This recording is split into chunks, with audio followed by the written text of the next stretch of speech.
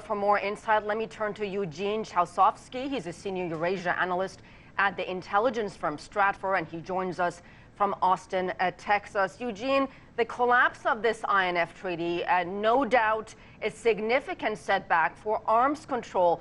Talk about the security concerns. Do we need to be worried here?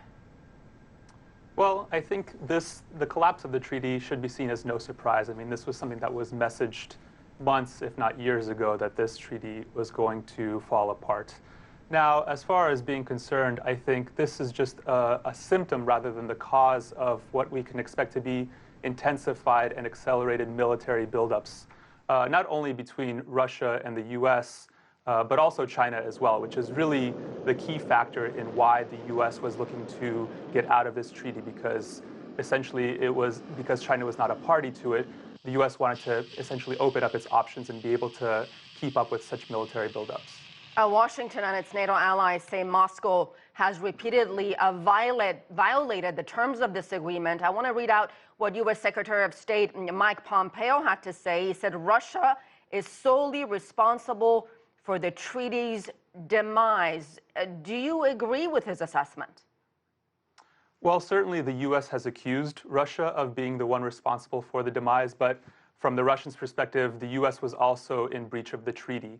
But essentially, as I mentioned before, the real cause of the demise, or one of the major causes, is not so much Russia, but being able to keep up with China. And so I think in terms of the next steps, in terms of military buildups on the part of the U.S., the Western Pacific theater is actually going to be more of a priority. But if Russia does start to deploy some missiles and some weaponry in closer to Europe, then I think that we can see that theater becoming key as well. How is the United States in violation of this treaty?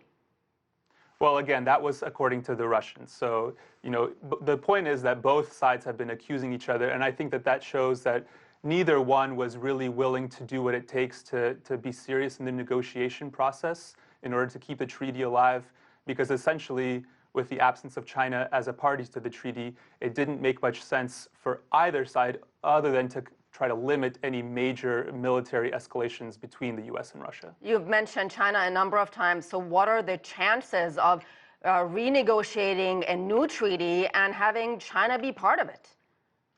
Well, that's certainly what the U.S. is trying to do. And, Pompeo and Trump himself have said that any new nuclear arms treaties needs to include China. Now, China, for its part, I think the reaction today has been quite interesting with the foreign ministry spokesman saying that essentially this was a mistake and calling for the U.S. to abide by the INF. So I think that's a signal out of China that they don't intend to be party to a comprehensive treaty. But having said that, there's still some time with the New START treaty that expires in 2021. That's another key arms control treaty that the U.S. is going to try to rope China into negotiations. So there's still some time for those talks to be held, but at this point, it doesn't look great. And you brought up the New START treaty. How concerned are you that once that expires in 2021, that one will go in the same direction as this one? That's certainly a high possibility at this point. Now, the U.S. officials have been less aggressive in terms of their rhetoric on the New START treaty.